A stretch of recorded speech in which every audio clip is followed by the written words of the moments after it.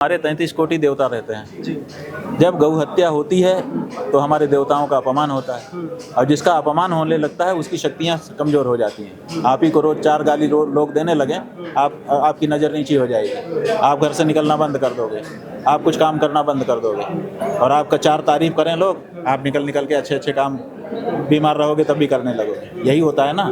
तो जब हमारे 33 कोटि देवताओं के निवास स्थान को रोज़ अपमानित किया जाता है तो देवताओं की शक्ति तिरोहित हो जाती है। और जब उसका रक्षण हो जाएगा तो देवता की शक्ति फिर बढ़ जाएगी, फिर से देवता की शक्ति बढ़ेगी तो हमारी शक्ति बढ़ेगी, क्योंकि हम देवताओं से जुड़े हुए हैं। तो हमारा जो पराक्रम प्रसुप्त हो गया है वो फिर से जागृत हो जाएगा। उद्धव ठाकरे के बारे में आप बात कर रहे हो। उद्धव ठाकरे के बारे में हमने कहा था, अभी गाय के बारे में घोषणा कर दिया एकनाथ शिंदे ने।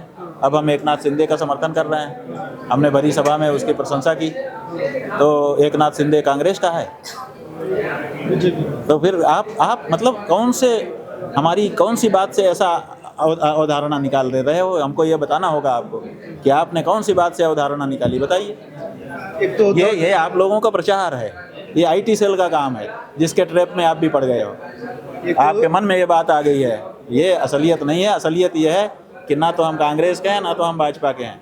हम अपने सनातन संस्कृति के हैं, सनातनी सभ्यता के हैं और भारत के हैं और उसी के रहने वाले हैं। स्वामी जी, एक तो उद्धव ठाकरे वाला स्टेटमेंट था और दूसरा योगी जी ने जो कहा था कि दुकानों पे पहचान बता के सामान बेचे, उसका भी आपने विरोध किया। हाँ, किया था ना। पहचान बता करके ये बताओ, जगन मोहन, ये हम किसका नाम ले रहे हैं? हिंदू का ले रहे हैं कि हिंदू से इतर का ले रहे हैं? बोलो, नाम ले रहे हैं हम जगन मोहन। बोलो, ये हिंदू नाम है कि और कोई का नाम है? हिंदू का नाम है। हाँ, लेकिन जगन मोहन रेड्डी ईसाई है। उसका पिता राजशेखर रेड्डी था, वो भी घोषित ईसाई था। ठीक है, जगन मोहन रेड्डी के समय में ही चर्बी तिरुपति के प्रसाद में मिला दी गई। ठीक है, तो केवल नाम से आपको पता चल गया कि हिंदू है कि हिंदू से इतर है। वो क्या कह रहे थे कि नाम पट्टा लगा। नाम आजकल ऐसे हैं जिसे पता ही नहीं चलता है कि कौन क्या है। तो इससे कहाँ उनको लक्ष्य की प्राप्ति हो रही थी? आप बताओ, नाम से हो जाएगा? कई जगह ऐसा देखा गया था कि जैसे वैष्णो देवी ढाबा है लेकिन उसका मालिक मोहम्मद है। भाई ठीक है ना, तो वो कह रहे थे कि अपना नाम असली बताएं। ठीक है, सवाल ये है कि वैष्णो देवी ढाबा का मालिक मोहम्मद है। ठीक है, आप ये कह रहे हैं मालिक मोहम्मद है। अब नाम रखा है हिंदू का और आप हिंदू नाम दे के चले जा रहे हैं। यही तो आपका कहना है। तो सवाल ये है कि हमने तो कहा जगन मोहन प्रसाद दुकान, अब उसमें आप चले जाओगे और वहाँ जगन मोहन रहेगा ही नहीं, हिंदू रहेगा ही नहीं, तब क्या होगा? तो केवल नाम से स्पष्टता नहीं हो सकती है। आपके यहीं बनारस में मातृधाम आश्रम बना हुआ है, आप गए हो कभी कि नहीं? आप पत्रकार हो, आप जाओ। हम वहाँ गए थे, हमको एक महात्मा आए और कहा कि आप हमारे आश्रम में आइए, वहाँ पे उपदेश करिए। हम चले गए, वो ईसाइयों का था। जब हम वहाँ गए देखा बहुत बड़ा क्रॉस लगा हुआ है, यहीं आपके बनारस में है, चांदमारी। UP कॉलेज से थोड़ा आगे जाएंगे, वहीं चांदमारी है और वहीं पर मातृधाम आश्रम बना है, बहुत बड़ा बोर्ड लगा हुआ है। नाम सुन के पता चल रहा है? नाम के सुनने पर क्या लगेगा? मातृधाम आश्रम। और वो जो व्यक्ति बुलाने आया था उसका नाम था स्वामी अनिल देव। नाम से पता चल गया कि ये हिंदू है कि ईसाई है? नाम से नहीं पता चलता है बंधु, ये जान लो। आजकल नाम वही रखा जाता है और धर्मांतरण हो जाता है। इसलिए नाम से आपका धर्म बच जाएगा, इसमें शंका थी, इसीलिए हमने कहा था और अभी भी कह रहे हैं। हम जो बात कहते हैं विचार के कहते हैं, ऐसे नहीं कह देते हैं। हमारी कोई राजनीति नहीं है।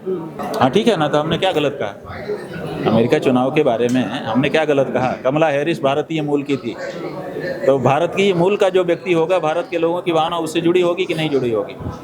अगर हमारे मूल देश का जिसका नाम कमला हो, संस्कृत भाषा में जिसका नाम हो, वो अगर हार जाए तो हमको दुखी होना चाहिए कि सुखी होना चाहिए? बताओ। हम दुखी हो गए कि भाई हमारी भारतीय मूल की महिला हार गई, इसमें आप हमको क्यों दोषी कह रहे हो? अगर हम अमेरिकी मूल के ट्रंप का समर्थन करें तब हम अच्छे हैं कि भारतीय अपने आदमी का समर्थन करें तब अच्छे हैं?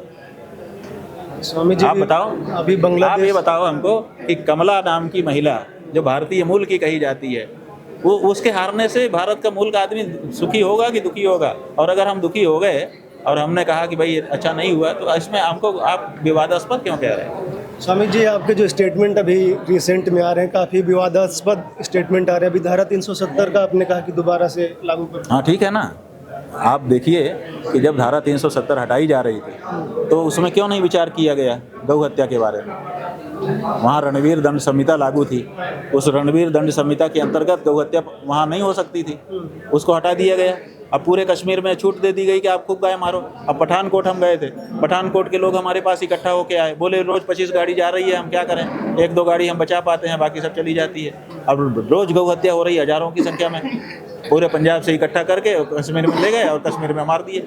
तो ये आपने क्यों किया? हमने इसलिए नहीं कहा कि हमको आपके किसी काम से, हम गाय की बात कर रहे हैं, गाय के भक्त हैं, और आपने गाय के मारने की छूट दे दी। जिस समय आप 370 हटा रहे थे, क्यों नहीं उसमें से ये क्लाज बचा लिया, इसको छोड़ करके बाकी हटाई जाती है, क्यों नहीं किया आपने? बताइए ना हमको। आप कह रहे हैं हम कंट्रोवर्सी बयान दे रहे हैं, अरे अपनी गाय माता को बचाने के लिए हम बोल रहे हैं, आप हमको कह रहे हैं कंट्रोवर्सी। इसमें क्या कंट्रोवर्सी है बताओ? कंट्रोवर्सी क्या है? क्या विवादास्पद है इसमें हमारा बयान है? क्या हम अपनी गाय की रक्षा की बात ना करें? गाय की रक्षा की बात करेंगे तो हमारी बात को विवादास्पद कहा जाएगा, वो भी एक प्रबुद्ध पत्रकार के द्वारा। ऐसा मत करिए। कोई विरोधी विवादास्पद बयान नहीं है हमारा। धारा 370 में गौ हत्या को छूट दे दी गई, गौ हत्या को छूट नहीं देना चाहिए, ये हम कह रहे हैं। और कह रहे हैं कि धारा 370 ही अच्छी थी क्योंकि कम से कम गाय तो बची हुई थी, ये हम कह रहे हैं। तो स्वामी जी ऐसे भी तो कहा जा सकता था कि जो रणवीर संहिता है उसी को लागू कर दें। धारा 370 में तो देश का संविधान ही लागू भाई नहीं सवाल ये है कि जैसा प्रश्न होता है वैसा उत्तर होता है। आपने प्रश्न सुना पत्रकार का, पत्रकार ने पूछा धारा 370 के बारे में, तो हमने धारा 370 के अनुसार बोल दिया। हम कैसे भी कह सकते थे अगर हमको कहना होता, लेकिन हम तो खुद कश्मीर गए थे, कश्मीर में तो हमने ये नहीं कहा, कश्मीर में हमने अपने ढंग से बात कही। लेकिन जब हमसे पत्रकार ने धारा 370 का पूछा कि कांग्रेस कह रही है कि उसको फिर से लाना चाहिए, तो हम कह रहे हैं भाई ये गौ भक्त होने के नाते हम भी कह रहे हैं कि आना चाहिए, क्योंकि गाय तो कम से कम बचेगी। ये हमारी बात थी। हमने ये भी कहा गौ भक्त होने के कारण गाय वाले प्रश्न पे हम कह रहे हैं। तो हमारी बात को तो समझो। प्रश्न जैसा पूछा जाता है वैसा उत्तर होता है। तो हमसे जैसा प्रश्न पूछा गया था वैसा हमने कहा। नमस्कार, बहुत स्वागत है आप सभी का प्यारा भारत पर। गौ माता को राष्ट्र माता घोषित कराने के लिए ज्योतिष पीठाधीश्वर स्वामी अभिमुक्तेश्वरानंद लगातार प्रयासरत हैं। और आज गोपाष्टमी के दिन वाराणसी में ये एक पत्रकार वार्ता कर रहे हैं, जिसके तहत अपने प्रतिनिधियों को देश के विभिन्न कोनों में भेजेंगे गौ ध्वज स्थापित करने के लिए। स्वामी जी बहुत स्वागत है आपका। स्वामी जी ये पूरा कार्यक्रम क्या है, गौ ध्वज भेजना, ये सब क्या है? ये ध्वज जो है हमारे यहाँ विजय का प्रतीक माना जाता है। ये माना जाता है कि जिसका ध्वज फहरा रहा है वो सत्ता में है। तो गौ माता की जय हो, गौ माता सताई ना जाएं, उनके ऊपर जो अत्याचार हो रहा है वो अब उनके ऊपर ना हो, उनका सम्मान सुरक्षित रहे, उनके प्राण सुरक्षित रहें। इसके लिए गौ प्रतिष्ठा आंदोलन चलाया जा रहा है और उसी के प्रतीक के रूप में गौ ध्वज की स्थापना की जा रही है। तो हम पूरे देश में गए थे, सभी 36 प्रदेशों में। इस समय गौ माता की ध्वजा फहरा रही है, हमने फहरवा दिया। अब हम चाहते हैं कि ये और नीचे के स्तर पर, जिला स्तर पर, तहसील के स्तर पर, संसदीय क्षेत्र के स्तर पर, विधानसभा क्षेत्र के स्तर पर जाए और उसके बाद फिर गांव-गांव के स्तर पर जाए, फिर जन-जन के स्तर पर जाए। तो ये दूसरा चरण है। इसमें हर संसदीय क्षेत्र में और हर विधानसभा क्षेत्र में एक गौ ध्वज गौ सांसद और गौ विधायक के माध्यम से फहराया जाएगा और वहाँ पर गौ माता की चर्चा शुरू की जाएगी। आप गौ माता को पूरे राष्ट्र में राष्ट्र माता का दर्जा दिलाने के लिए प्रयासरत हैं, तो उसमें संविधान को लेके भी कुछ जैसे दूसरे समुदाय के लोग हैं वो भी विरोध करेंगे, तो उस पर कैसे होगा? देखिए यही तो बड़ी गजब की बात है कि हमारे नेता लोग यही हमको बताते हैं कि हमारा संविधान इसकी अनुमति नहीं देता, जबकि संविधान में धारा 48 है और धारा 48 में साफ लिखा हुआ है कि भारत देश गौ संवर्धन करेगा और गौ हत्या बंद की जाएगी, साफ लिखा हुआ है। तो संविधान में गौ हत्या बंद करने के लिए पहले ही क्लाज लिखा हुआ है, फिर क्यों बंद नहीं होगी? इसमें संविधान कहाँ आड़े आता है? भारत के संविधान में धारा 25 है, धर्म पालन की पूर्ण स्वतंत्रता दी गई है। हमारा धर्म कहता है कि गाय पूजनीय है, उसको मारना नहीं चाहिए, तो उसमें भी कोई बाधा नहीं है। संविधान कहाँ बाधा है? भारत का जो राज्य चिन्ह है, उस राज्य चिन्ह में हमारे बैल को अंकित किया गया है। भारत का राज्य चिन्ह आप काट काट के बेच सकते हो? तो भारत के राज्य चिन्ह में जिसको अंकित किया गया उसको काट काट करके कैसे बेच रहे हो? ये सवाल है हमारे। आप समझिए कि जो सिंगोल भारत की नई संसद में गया है वो भारत के प्रधानमंत्री से भी पहले घुसा, क्योंकि ऐसे लेके गए थे वो। तो माने उनके घुसने से भी पहले कौन घुसा है उसमें? वो सिंगोल घुसा है। उस सिंगोल के सबसे ऊपर कौन है? गौ माता है। तो वो गौ माता जो भारत के नए संसद में सबसे पहले प्रवेश करती है, क्या उसको काट काट के बेचा जाना चाहिए? ये कैसी व्याख्या है संविधान की? तो इसलिए संविधान कहता है कि गाय की रक्षा करो, गाय को मत मारो। तो संविधान की शपथ लिए लोग संविधान के विरुद्ध आचरण कर रहे हैं, ये हम कह रहे हैं। नहीं, जैसे संविधान कहता है कि धार्मिक स्वतंत्रता है। भाई धार्मिक स्वतंत्रता क्या है? आपको बोलने की भी स्वतंत्रता है। आप हमको गाली दे सकते हो, बोलो। बोलने की स्वतंत्रता का मतलब ये नहीं है कि किसी को चोट पहुंचाने वाक्य बोल दो। उसी तरह से खाने की स्वतंत्रता है। इसका मतलब ये मत करो कि किसी के हृदय में चोट लगती हो वो खाना खाने लगो। हम गाय की भावना रखते हैं, आप गाय को कैसे काट के खा सकते हो? इसलिए ये संविधान के नाम पर हमको बरगलाना बंद करो। संविधान हमारा इसकी इजाज़त नहीं देता है कि किसी को चोट पहुंचाने वाला कोई भी काम करो। और किसी भी धर्म में गाय को काटना अनिवार्य नहीं है। हमने सब धर्मों का अध्ययन कर लिया और सब धर्म के लोगों से बात कर ली। चाहे कोई धर्म हो, किसी भी धर्म में गाय को काटना अनिवार्य नहीं है। तो फिर गाय को काट रहे हो केवल हमको चोट पहुंचाने के लिए? तो हमको चोट पहुंचाने का काम हम क्यों करने देंगे तुमको? आपने कई राज्यों में भ्रमण किया, इसके लिए जो पूर्वोत्तर के राज्य हैं वहाँ आपका विरोध भी हुआ। नागालैंड में हमारा किसी जनता ने विरोध नहीं किया, हमारा राजनीतिक पार्टी ने विरोध किया। राजनीतिक पार्टी का विरोध हम विरोध नहीं मानते हैं। उनके अपने लक्ष्य हैं, वो हमारे आंदोलन को फेल करना चाहते हैं। इसलिए किसी जनता ने हमारा कोई विरोध नहीं किया, बल्कि वहाँ की जनता ने हमारा स्वागत किया और हमारे ध्वजा को लेकर के फहराया। और अभी भी मांग रहे हैं, अभी भी बुला रहे हैं। अभी हमने 36 प्रदेशों में आज यहाँ से लोगों को रवाना किया है, वो सब 36 प्रदेशों में जा रहे हैं। तो वहाँ की जनता हमारा विरोध नहीं कर रही है, राजनीतिक दल और राजनीतिक पार्टी सरकार विरोध कर रही है। अभी तक आपको कितनी सफलता मिली है इस पूरे कार्यक्रम में? बहुत बड़ी सफलता ये मिली है कि पूरे देश में गौ माता की चर्चा शुरू हो गई है। महाराष्ट्र प्रदेश ने राज्य माता स्वीकार कर लिया है। दूसरे कई प्रदेश हैं जहाँ के मुख्यमंत्री हमारे से संपर्क में हैं, वो कह रहे हैं कि हम करना चाहते हैं। हमारे बड़े नेता अभी हमको रोक रहे हैं, इसलिए हम नहीं कर रहे हैं। और कई प्रदेशों में गाय के बारे में कानून कड़े हो गए, कई प्रदेशों में गाय के बारे में नए नए प्रस्ताव पारित हो गए। ये सब हो रहा है, ये आंदोलन के सफलता ही तो है, और क्या है। स्वामी जी, आप कह रहे हैं कि गौ को राष्ट्रमाता घोषित करें और जो भी उसका वध करे उसके लिए दंड का प्रावधान हो। तो ऐसा हमारे इतिहास में भी कुछ है, शास्त्रों में ऐसा कुछ है कि जो जिसने गौ हत्या की हो उसको इस प्रकार का दंड मिला हो? हाँ जी, हमारे शास्त्र में स्पष्ट विधान है कि गौ हत्या का जो पाप है, माने गौ हत्या जो है वो मनुष्य हत्या के बराबर है। मनुष्य हत्या करने वाले को जैसे फांसी दी जाती है, मृत्युदंड दिया जाता है, ऐसे ही गौ हत्या करने वाले को भी मृत्युदंड देना चाहिए। इस तरह का है? हाँ जी, बिल्कुल साफ है, स्पष्ट है, कोई व्याख्या साध्य नहीं है, साफ साफ वचन मिलते हैं। और ऐसा ही हमारे प्रैक्टिस में भी रहा है, यहाँ तक प्रैक्टिस में रहा है। आप देखिए, अभी हम इंदौर से आ रहे हैं, अभी कल हम इंदौर से आए। इंदौर में रानी अहिल्याबाई थी, जिसने आपके विश्वनाथ मंदिर का जीर्णोद्धार कराया है काशी में, ठीक है। उस अहिल्याबाई को तो जानते हो। उस अहिल्याबाई के एक जीवन की घटना है सच्ची।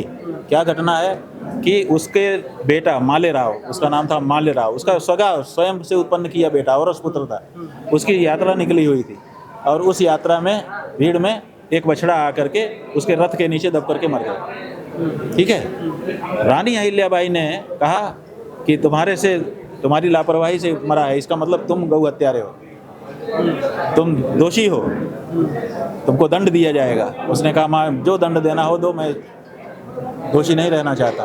कहा कि ऐसे ही रथ निकाला जाएगा और उसके नीचे कुचल के तुम मरोगे। आप क्या समझते हो? ये हिंदू आदर्श है। जिस काशी विश्वनाथ में आप पूजा कर रहे हो, उसको स्थापित करने वाली रानी अहिल्याबाई के जीवन को तो पढ़ो। माले राव नाम का लड़का, जो एक ही लड़का था, रथ के नीचे दबा करके मार दिया गया लोगों को देखते हुए। ये गौ हत्या का हमारे यहाँ विचार है, ये हिंदू समाज है। गाय माता को राष्ट्र माता घोषित करने से भारत में क्या बदलाव होंगे? आप इसके लिए इतना इसके लिए क्यों लड़ रहे हैं? भाई, गाय में हमारे 33 कोटि देवता रहते हैं जी। जब गौ हत्या होती है तो हमारे देवताओं का अपमान होता है, और जिसका अपमान होने लगता है उसकी शक्तियाँ कमज़ोर हो जाती हैं। आप ही को रोज़ 4 गाली लोग देने लगें, आपकी नज़र नीची हो जाएगी, आप घर से निकलना बंद कर दोगे, आप कुछ काम करना बंद कर दोगे। और आपका 4 तारीफ करें लोग, आप निकल के अच्छे काम बीमार रहोगे तब भी करने लगोगे, यही होता है ना। तो जब हमारे 33 कोटि देवताओं के निवास स्थान को रोज अपमानित किया जाता है तो देवताओं की शक्ति तिरोहित हो जाती है, और जब उसका रक्षण हो जाएगा तो देवता की शक्ति फिर बढ़ जाएगी, फिर से देवता की शक्ति बढ़ेगी तो हमारी शक्ति बढ़ेगी, क्योंकि हम देवताओं से जुड़े हुए हैं। तो हमारा जो पराक्रम प्रसुप्त हो गया है वो फिर से जागृत हो जाएगा, ये बात है। इसीलिए हम इसको बंद करना चाहते हैं। अभी क्या समस्याएं आपको आ रही हैं इस पूरे कार्यक्रम को लेकर? कोई समस्या नहीं आ रही है, बहुत प्रबल जन समर्थन हमको मिल रहा है और लोग गौ मतदाता बन रहे हैं। माने हम इसमें आंदोलन में शपथ दिला रहे हैं कि हम शपथ ले रहे हैं कि अब मतदान जरूर करेंगे, लेकिन उसी पार्टी या प्रत्याशी को करेंगे जो गाय के बारे में शपथ पूर्वक घोषणा करेगा प्राण और प्रतिष्ठा की रक्षा का। तो बहुत से लोग इसमें, करोड़ों लोग जुड़ रहे हैं और सब शपथ ले रहे हैं। आने वाले चुनाव में देखिएगा कैसे वातावरण बदलता है। स्वामी जी, आप चाहते हैं कि कानून बन जाए, और कानून बनने के बाद भी कई सारी चीज़ें होती रहती हैं, तो कानून बनने के बाद भी कई जगह गौ हत्या होगी, तो उसके लिए क्या आपकी योजना है? देखिए, मनुष्य हत्या का कानून बना है कि नहीं बना है? मनुष्य हत्या होती है कि नहीं होती? होती है ना। तो कानून बन जाने से हत्या तो नहीं रुक जाती, लेकिन सीमित हो जाती है, रोक लग जाती है। तो कानून जब बन जाएगा तो डर होगा लोगों को कि हम गाय मारेंगे तो हमको भोगना पड़ेगा। आज तो कोई डर ही नहीं, तो ये अंतर पड़ जाएगा। और दूसरे, जब कानून कोई बनता है तो उस कानून में हम कह रहे हैं कि गाय को पशु मत कहो, माँ कहो। तो देखिए, जब किसी को आप पशु कहते हैं तब उसके साथ पशु जैसा व्यवहार है, और जब माँ कहते हैं तो माँ जैसा व्यवहार है। तो जब लोग माँ कह देंगे तो थोड़ा बहुत अंदर से भी एक बात आएगी कि अरे माँ है, छोड़ो। तो अंतर, व्यवहार में अंतर आ जाएगा जनता के। तो दो चीज़ें हमारी होंगी। एक कि गाय की हत्या सीमित हो जाएगी, बहुत रेयर केस में होगी, और जो करेगा उसको दंडित किया जाएगा, दंड का भय होगा। और दूसरे, माँ कहने से लोग उसके प्रति अपना व्यवहार बदल देंगे। स्वामी जी, अभी हाल के समय में देखा जा रहा है कि आपके जो कुछ स्टेटमेंट हैं कांग्रेस और उसके गठबंधन की तरफ झुकाव इस तरह का दिखा रहे हैं, तो जो कांग्रेस और उसके गठबंधन की जहां सरकारें हैं वहां से गाय को लेकर कुछ सपोर्ट मिल रहा है? देखिए, हम इस समय गौ प्रतिष्ठा आंदोलन कर रहे हैं। आप ये कहना चाहते हो कि ये कांग्रेस का आंदोलन है? कुछ स्टेटमेंट नहीं, माने कौन सा स्टेटमेंट? गाय के बारे में हम जो कह रहे हैं ये कांग्रेस का स्टेटमेंट है? हमारा झुकाव कांग्रेस की तरफ है, तो क्या ये जो स्टेटमेंट हम दे रहे हैं ये कांग्रेस का स्टेटमेंट है? उद्धव ठाकरे वाला जो नहीं, ये बताओ कांग्रेस का स्टेटमेंट है? नहीं, ये नहीं। उद्धव ठाकरे के बारे में आप बात कर रहे हो। उद्धव ठाकरे के बारे में हमने कहा था, अभी गाय के बारे में घोषणा कर दिया एकनाथ शिंदे ने। अब हम एकनाथ शिंदे का समर्थन कर रहे हैं। हमने भरी सभा में उसकी प्रशंसा की। तो एकनाथ शिंदे कांग्रेस का है? तो फिर आप मतलब हमारी कौन सी बात से ऐसा अवधारणा निकाल दे रहे हो? हमको ये बताना होगा आपको कि आपने कौन सी बात से अवधारणा निकाली, बताइए। एक तो ये आप लोगों का प्रचार है, ये IT सेल का काम है, जिसके ट्रैप में आप भी पड़ गए हो। आपके मन में ये बात आ गई है, ये असलियत नहीं है। असलियत ये है कि ना तो हम कांग्रेस के हैं ना तो हम भाजपा के हैं। हम अपने सनातन संस्कृति के हैं, सनातनी सभ्यता के हैं और भारत के हैं, और उसी के रहने वाले हैं। स्वामी जी, एक तो उद्धव ठाकरे वाला स्टेटमेंट था, और दूसरा योगी जी ने जो कहा था कि दुकानों पे पहचान बता के सामान बेचे, उसका भी आपने विरोध किया। हाँ, किया था ना, पहचान बता करके। ये बताओ, जगन मोहन, ये हम किसका नाम ले रहे हैं? हिंदू का ले रहे हैं कि हिंदू से इतर का ले रहे हैं? बोलो, नाम ले रहे हैं हम जगन मोहन। बोलो, ये हिंदू नाम है कि और कोई का नाम है? हिंदू का नाम है। हाँ, लेकिन जगन मोहन रेड्डी ईसाई है। उसका पिता राजशेखर रेड्डी था, वो भी घोषित ईसाई था। ठीक है, जगन मोहन रेड्डी के समय में ही चर्बी तिरुपति के प्रसाद में मिला दी गई। ठीक है, तो केवल नाम से आपको पता चल गया कि हिंदू है कि हिंदू से इतर है। वो क्या कह रहे थे कि नाम पट्टा लगा। नाम आजकल ऐसे हैं जिसे पता ही नहीं चलता है कि कौन क्या है। तो इससे कहाँ उनको लक्ष्य की प्राप्ति हो रही थी? आप बताओ, नाम से हो जाएगा? कई जगह ऐसा देखा गया था कि जैसे वैष्णो देवी ढाबा है लेकिन उसका मालिक मोहम्मद है। भाई ठीक है ना, तो वो कह रहे थे कि अपना नाम असली बताएं। ठीक है, सवाल ये है कि वैष्णो देवी ढाबा का मालिक मोहम्मद है। ठीक है, आप ये कह रहे हैं मालिक मोहम्मद है। अब नाम रखा है हिंदू का, और आप हिंदू नाम दे के चले जा रहे हैं। यही तो आपका कहना है। तो सवाल ये है कि हमने तो कहा जगन मोहन प्रसाद दुकान, अब उसमें आप चले जाओगे तो वहाँ जगन मोहन रहेगा ही नहीं, हिंदू रहेगा ही नहीं, तब क्या होगा? तो केवल नाम से स्पष्टता नहीं हो सकती है।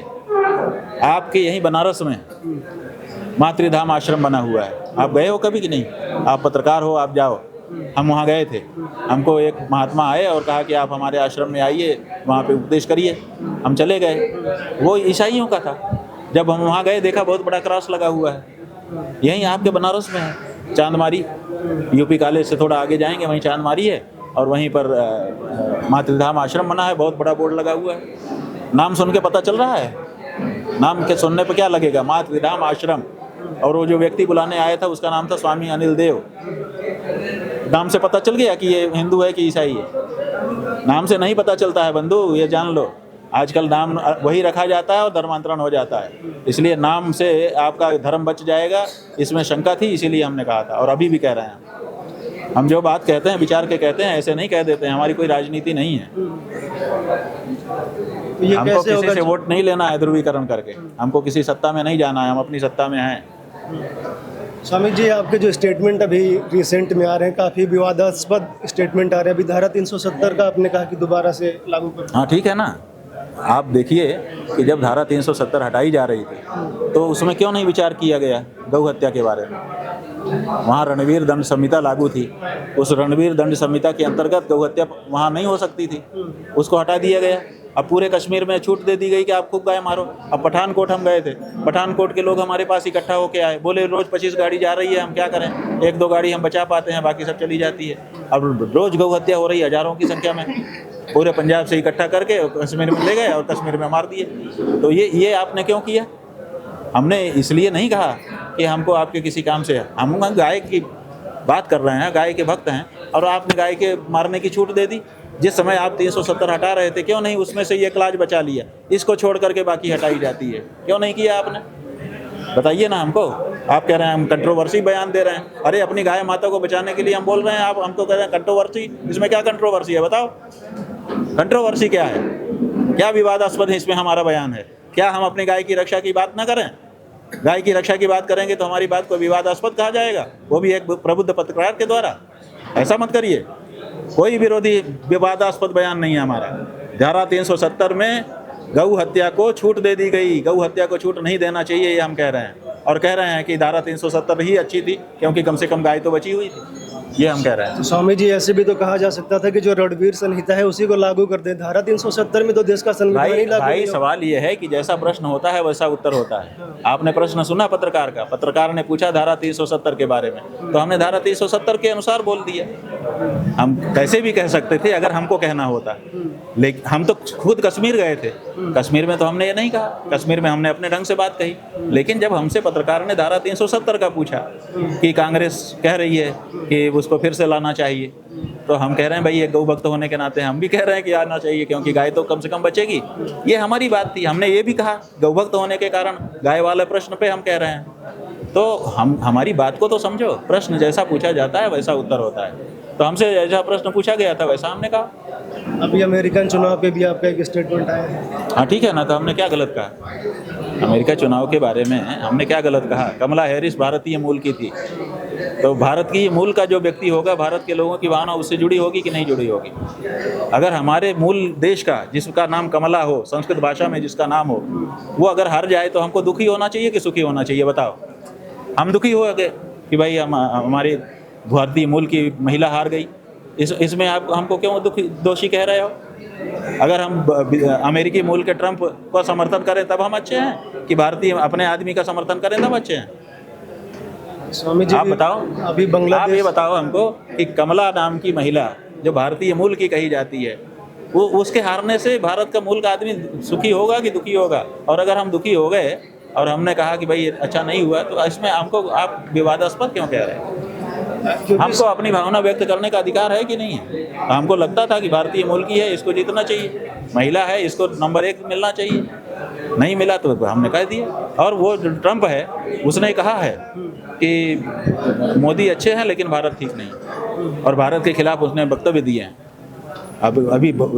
अभी जीतने के बाद भी दिए हैं। अब उसके बारे में आपका क्या कहना है? स्वामी जी, हम इसलिए कह रहे हैं क्योंकि बांग्लादेश में जो अभी हिंदुओं के साथ नरसंहार हो रहा है, उस पर भी ट्रंप ने आवाज़ उठाई थी उनके लिए, हिंदुओं के पक्ष में। कनाडा में हिंदू के मंदिर पे हमला हुआ तो ट्रंप ने उसके लिए आवाज़ उठाई, लेकिन कमला हैरिस उस दिशा में नहीं जाती हैं। वो विरोध में है। कहाँ क्या क्या विरोध किया? कमला हैरिस का एक वक्तव्य दिखाओ। कमला हैरिस उसने कहा हो कि हिंदुओं को मार दो। हिंदुओं का समर्थन भी नहीं किया। हाँ, बस सवाल ये है कि सबका तरीका अलग होता है। उसने कहीं हिंदुओं के विरोध में वक्तव्य दिया हो, बता दो हमको, दिखा दो। एक वक्तव्य नहीं है उसका हिंदुओं के विरोध में, और इसका भारत के विरोध में कई वक्तव्य है। भारत का विरोध माने हिंदुओं का विरोध। भारत का विरोध, भारत का मुसलमान भी भारतीय है। हम देश का विरोध नहीं चाहते हैं। हमारे देश की बात कर, वो कह रहा है 1 करोड़ लोगों को मैं भगाऊंगा, उसमें भारत के लोग तो भागेंगे, और कौन भागेगा? सबसे ज़्यादा भारत के लोग हैं अमेरिका में। जो बाहरी को भगाने के लिए उसने अपने चुनाव घोषणा पत्र में लिखा है, किसको भगाएगा? आप लोग हिंदुओं के समर्थन में जाओ और आपके लोग भगाए जाएंगे वहाँ। समझो तो बात को।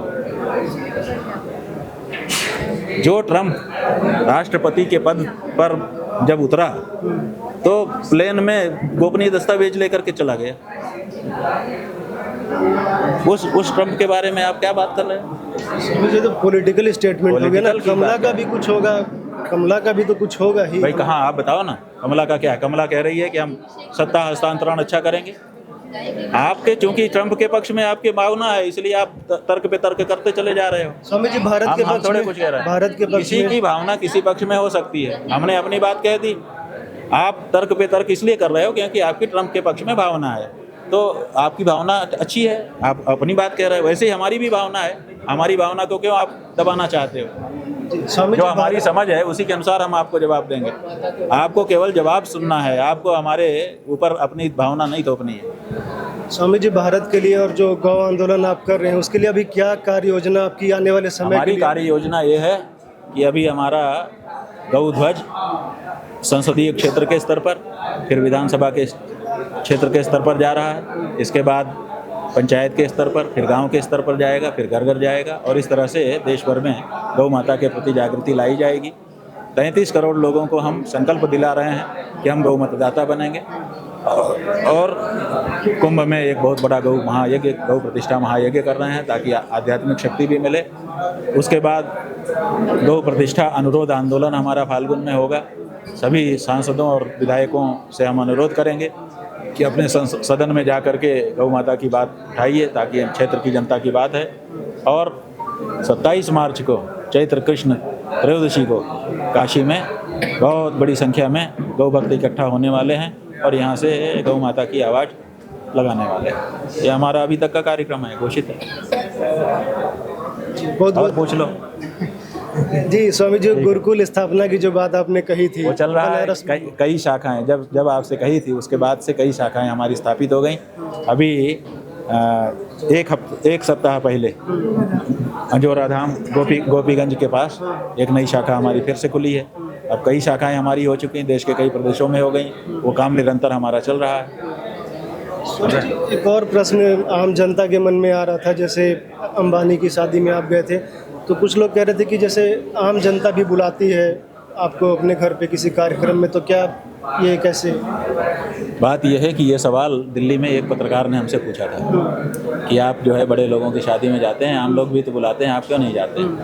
तो हमने कहा कि हमको ये बताओ, तुम जवाब दो कि जब हम अंबानी की शादी के विवाह में गए थे तो तुमने कवर किया। जब हम किसी गरीब के घर में जाते हैं तो तुम्हारा कैमरा क्यों नहीं होता है वहाँ पर, उसको क्यों नहीं कवर करते हो? हमको पहले ये जवाब दो, तब हम आगे बात करेंगे। हम आपसे भी वही सवाल जवाब रिपीट करते हैं कि जब हम गरीब के घर में जाते हैं तो वहाँ आपका कैमरा नहीं होता है। फिर वो कहने लगे कि आप हमको बुलाएंगे तो हम वहाँ भी आएंगे। हमने कहा हमने अंबानी के यहाँ तुमको बुलाया था, हम गरीब के घर में बुलाएंगे कि आओ हमको कवर करो? हम क्यों बुलाएंगे? वहाँ जैसे तुमने कवर कर लिया, गरीब के घर में भी कवर करो। हम तो हजारों गरीबों के घर में अभी तक जा चुके हैं, लेकिन कभी कवर नहीं करते हो। तो ये आरोप तुम्हारे ऊपर है कि तुम्हारा कैमरा जो है बड़े लोगों के यहाँ जाता है, हाई प्रोफाइल मामला देखता है। हम तो सबके पास जाते हैं, जो बुलाता है वहीं जाते हैं। और हमारा जो तरीका है वो तरीका भगवान का तरीका है। भगवान का तरीका क्या है कि जब कोई बहुत बड़ा आदमी सोने चांदी का और भव्य मंदिर बनाता है और वहाँ भगवान को बुलाता है तो भगवान वहाँ भी जाके बैठते हैं। और जब आम आदमी अपने घर की दीवार में आला जो बना है उसी आले में एक कपड़ा बिछा करके वहीं भगवान को बुलाता है तो भगवान वहीं आ जाते हैं। किसी किसी के घर में तो आला भी नहीं मिलता, उनको खूंटी में टंगना पड़ता है, लेकिन भगवान वहाँ भी जाते हैं। जाते हैं कि नहीं जाते? जी। तो भगवान ये नहीं देखते कि किसकी कितनी बड़ी जगह है, भगवान ये देखते हैं कि बुला रहा है श्रद्धा से तो जाऊंगा। बस वही तरीका हमारा भी है, जहाँ पर हमको बुलाता है कोई श्रद्धा से, हमें नहीं देखते हैं कि कितना बड़ा आदमी है कितना छोटा आदमी, हम ना बड़ा देखते ना छोटा देखते, हम तो उसके बुलाने में ताकत देखते हैं कि कितने बड़ी रस्सी से हमको बांध के खींच रहा है। अगर मजबूत रस्सी रहती है तो खींच के चले जाते हैं। इनके यहाँ गए ये कौन से करोड़पति हैं बताओ, इनके यहाँ गए हैं ये कौन से करोड़पति हैं? यहाँ तो कितने लोग हैं, इनके यहाँ गए हैं, सबके यहाँ गए हैं हम, ये लोग करोड़पति हैं क्या? हम जाते हैं जहाँ श्रद्धा देखते हैं वहाँ जाते हैं और जाते रहेंगे। आपका कैमरा नहीं जाता बंधु, हम लोगों ने देखा है कि जब कोई घटना हो जाती है तो हम फ़ोन करते हैं कि भैया जरा कवर करो, कोई महाराज जी कोई हाई प्रोफाइल मामला हो तो बताइए, इसमें हम नहीं कवर कर पाएंगे। ये आपके पत्रकारों का दर्द है, क्योंकि वो अगर स्टोरी बना के फाइल भी करेंगे ऊपर रुक जाती है। समझो आप परिस्थिति तो समझो, हम तो सबके यहाँ जाते हैं और जाते रहेंगे। हमारे लिए अंबानी अडानी एक श्रद्धालु ही हैं, इससे ज़्यादा कुछ नहीं। स्वामी जी, सेंसर बोर्ड भी आपने, धर्मार्थ सेंसर बोर्ड भी एक आपने बनाया था, उसकी अभी क्या प्रोग्रेस है? हमारी जो सेंसर बोर्ड हमने बनाया था उसमें हमने 3 अध्यक्ष बदल दिए अभी तक, उसका काम हम निरंतर चला रहे हैं, लेकिन बहुत काकस बड़ा है, हम जितना सोच रहे थे उतना नहीं है। जैसे ही हमारा कोई अध्यक्ष बनता है बहुत बड़ी थ्रेड आ रही है और उनको दबा दिया जाता है, तो वो कहने लगते हैं, पहले तो कुछ दिन काम नहीं करते, फिर हम कहते हैं भाई क्या हुआ, तो कहते हैं महाराज जी अब हमको इस्तीफा ले लीजिए, हम नहीं कर पा रहे हैं। फिर हम उनसे व्यक्तिगत पूछते हैं तो कहते हैं कि हमारे ऊपर दबाव है। तो अभी उसके लिए हम दूसरी तैयारी की है, थोड़ा सा और सबल लोगों को उसमें लगाया जाएगा तब वो काम बनेगा। हम उसमें भी सक्रिय हैं, लेकिन क्या करें अभी वो ताकत नहीं है, अभी हमारे आदमी कमज़ोर पड़ रहे हैं। जी बहुत धन्यवाद स्वामी जी आपका हमसे बात करने के लिए। आप लोग जुड़े रहिए, देखते रहिए प्यारा भारत। धन्यवाद।